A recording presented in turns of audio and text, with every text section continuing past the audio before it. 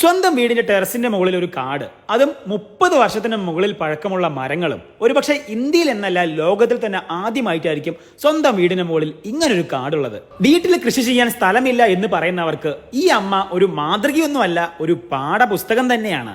അപ്പൊ നമ്മളിന്ന് അമ്മയെ പരിചയപ്പെടാൻ വന്നിരിക്കുകയാണ്. അമ്മയുടെ പേരെന്താ? സരസ്വതി അമ്മയെ പരിചയപ്പെടാൻ വന്നിരിക്കുകയാണ് കേട്ടോ. അപ്പം നമ്മളൊരു കാട്ടിലാണ് നിൽക്കുന്നത്. അപ്പം ഈ കാട് ഉണ്ടാക്കിയത് അമ്മയാണ് കേട്ടോ. ഇതിനൊരു പ്രത്യേകതയുണ്ട്. അമ്മയും അച്ഛനും കൂട്ടാണല്ലേ, അമ്മയും അച്ഛനും കൂട്ടാണ് ഉണ്ടാക്കിയത്, അമ്മ ഒറ്റയ്ക്കല്ല.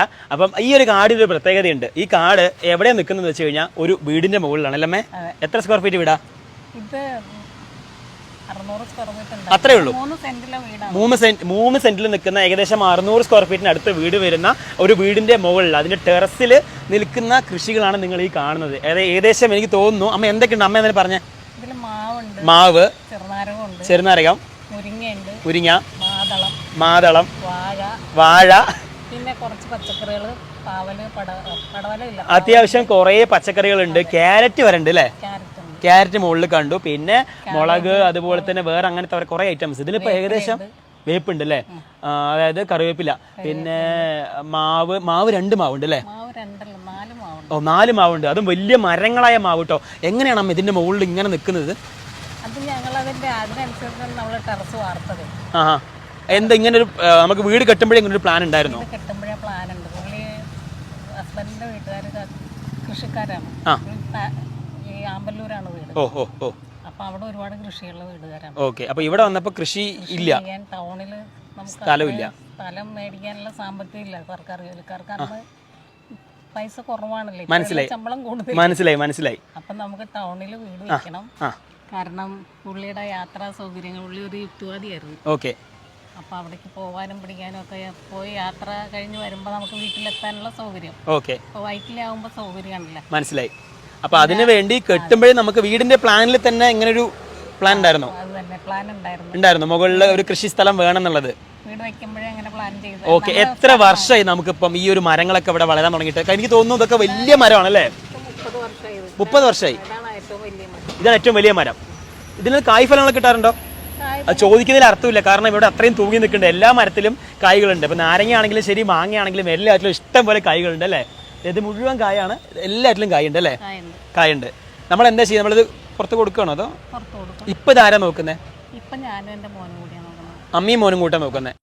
ഇത് ആക്ച്വലി നമുക്ക് എന്തെങ്കിലും വീട്ടിലേക്ക് എന്തെങ്കിലും ബുദ്ധിമുട്ട്, താഴെ എന്തെങ്കിലും ബുദ്ധിമുട്ട് ഇല്ല. എത്ര ഹൈറ്റിലാണ് മണ്ണ് ഇട്ടിരിക്കുന്നത്? ഇപ്പൊ ഇതിപ്പോ 1.5 അടി ഹൈറ്റ് ഉണ്ട്. മാങ്ങ താഴെ അത് ഇവിടെ മണ്ണ് വീണ് നിറഞ്ഞിരിക്കുന്നതാണ്. മാങ്ങയൊക്കെ വീണ് കിടക്കുന്നുണ്ട്.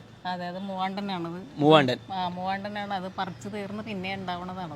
ഓക്കെ. അപ്പൊ ഏകദേശം 1.5 അടി ഹൈറ്റിലോ? 1.5 അടി ഹൈറ്റിലാണ് മണ്ണിട്ടിരിക്കുന്നത്. അപ്പം വേര് താഴോട്ട് ഇറങ്ങിയിട്ടുണ്ടോ? റൂമിലേക്ക് ഇറങ്ങിയിട്ടുണ്ടോ? അടിയിലേക്ക് പോവില്ല. ഈ 1.5 ഹൈറ്റിൽ മണ്ണ് വേരങ്ങനെ നിൽക്കുള്ളൂ. അങ്ങനെ നിൽക്കും, അടിയിലേക്ക് പോവില്ല.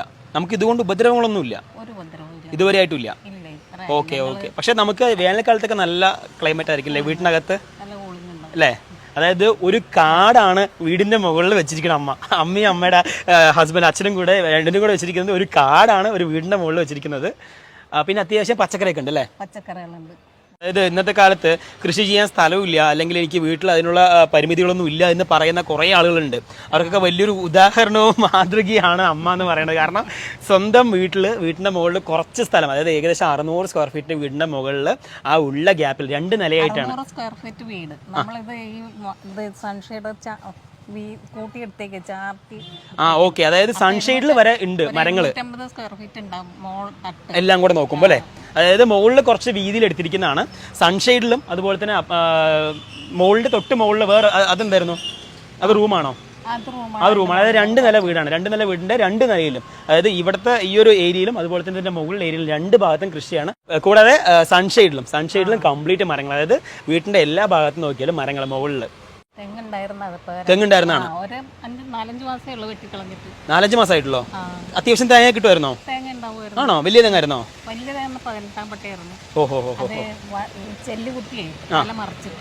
ഓക്കെ. ആയിക്കോട്ടെ. ഒരുവിധം എല്ലാ കൃഷിയും ഉണ്ട് കേട്ടോ. നമ്മുടെ നാട്ടിൽ കാണുന്ന വെണ്ട, പച്ചമുളക്, ചീര, പിന്നെന്താണ് അങ്ങനെ ഒരുവിധം ക്യാബേജ് ഉണ്ട്, കോളിഫ്ലവർ ഉണ്ട്, പിന്നെ അതുപോലെ തന്നെ കൈപ്പയ്ക്ക ഉണ്ട്, പിന്നെ അങ്ങനെ കുറേ ഐറ്റംസ്. ഈ മണ്ണ് എങ്ങനെ ഇടയ്ക്ക് നമ്മൾ മുകളിൽ കയറ്റും അതോ ആദ്യം ഇട്ട മണ്ണ് തന്നെയാണോ? ആദ്യം ഇട്ട മണ്ണാണ് നമ്മൾ. പിന്നെ ഒരു പ്രാവശ്യം മാറ്റി. കാരണം മീലി ബഗ് എന്ന് പറഞ്ഞൊരു വെളുത്ത പ്രാണി നിറയെ വന്നു. അപ്പൊ മൊത്തം മണ്ണ് മാറ്റിയിട്ട് അപ്പൊ മൊത്തം മണ്ണ് ഇവിടത്തെ മണ്ണൊന്നും മാറ്റിയില്ല, ഈ ഭാഗത്തെ മണ്ണുകൾ മാറ്റി നമ്മൾ പുതിയ മണ്ണ് വേറെ മണ്ണ് കൊണ്ടുവന്നു. കുരുമുളക് വരെ ഉണ്ട് അല്ലേ? അതെ, ഓക്കെ. അപ്പോൾ അതായത് മാവ് മുതൽ ക്യാരറ്റ് വരെ, ക്യാബേജ്, അങ്ങനെ എല്ലാ ഐറ്റംസും അമ്മയുടെ കൈ കൊണ്ട് ഇവിടെ തന്നെ ഉണ്ടാക്കി നമ്മൾ ഇവിടുത്തെ വീട്ടാവശ്യത്തിനൊക്കെ ലാവശ്യം ഉപയോഗിക്കില്ലേ? ഇവിടുത്തെ ആവശ്യം കഴിഞ്ഞ് പുറത്ത് കൊടുക്കാനും കിട്ടുന്നുണ്ട്. അതും കിട്ടുന്നുണ്ട്. അതായത് വീട്ടിലാവശ്യം മാത്രമല്ല പുറത്ത് കൊടുക്കാനും ചെറിയൊരു വരുമാനം കൂടെ കിട്ടുന്നുണ്ടെന്ന് പറയണം അല്ലേ? അടിപൊളി. നമുക്ക് ആ വരുമാനം കൊണ്ട് വളം മേടിക്കാനുള്ള പൈസ നമുക്ക് കിട്ടും. അത്രേ ഉള്ളൂ. വളം, അതെ അതെ, വളം വാങ്ങിക്കാനും ഇവിടുത്തെ കാര്യങ്ങൾ നോക്കാനുള്ള പൈസ ഇവിടെ തന്നെ കിട്ടുന്നുണ്ട്. നമ്മുടെ കയ്യിൽ നിന്നൊന്നും ഒന്നും ചിലവാക്കേണ്ട ആവശ്യമില്ല. അടിപൊളി അമ്മ, എന്തായാലും സൂപ്പർ. നമ്മൾ ജൈവ കൃഷിയാണ് ചെയ്യുന്നത്.